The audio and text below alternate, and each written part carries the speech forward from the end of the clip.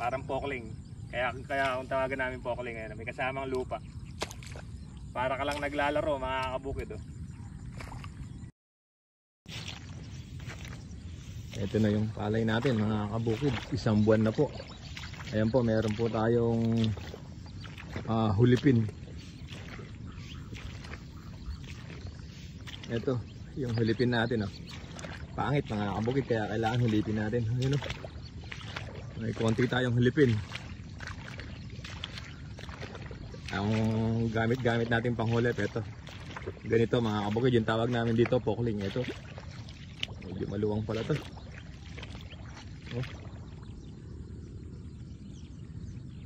Saglit lang yan mga kabukid. So hulipin na natin. Let's go.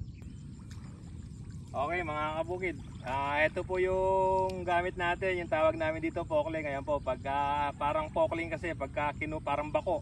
Sa iba kasi tawag nila bako. Pag kinuha natin may kasamang lupa, kaya pokling or bako yung tawag nila mga kabukid. Ayan, oh. Kagandahan po dito sa pokling, may kasamang lupa, hindi mahuhuli. Tapos isa pa, di sasakit yung likod mo. Ito medyo malambot yung lupa natin, naiiwan. Ayan, kukuha tayo sa makapal. Kakalat natin mga kabukid. Ayan, laki. Parang pokling. Kaya kung tawagan namin pokling ngayon, may kasamang lupa. Para ka lang naglalaro mga kabukid. Ayan, mas maganda nakahulip. Para sa akin po kasi mas maganda nakahulip.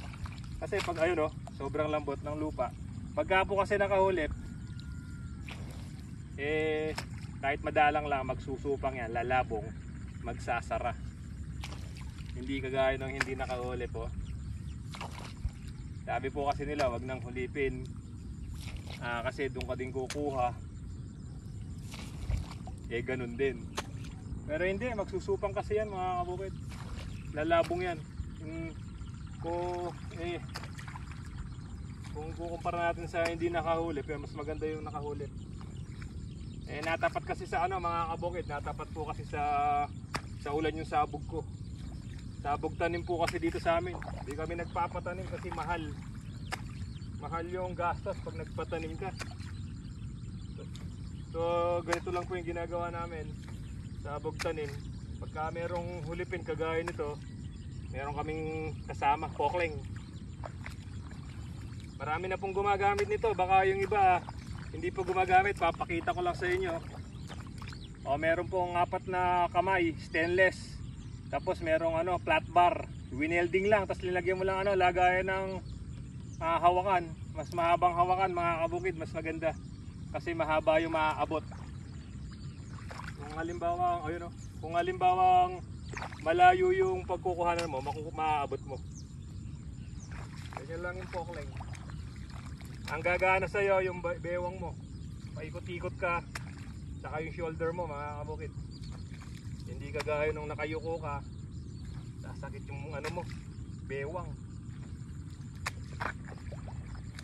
Patuwad ka pa.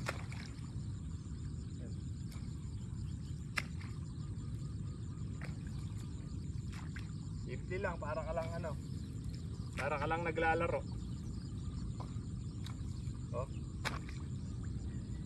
Medyo maluwang yung hulipin ko, pero saglit lang to kasi may kasama naman tayong pokling. Bako, kung tawagin sa iba, sa Nueva Ecija bako. Dito sa Pampanga, pokling mga kabukid. Para kasing pokling ngayon, may kasama lupa. Iba yung pagkakaiba ng pokling sa tanim. Itong pokling mga kabukid, hindi pupuntahan ng kuhol o suso.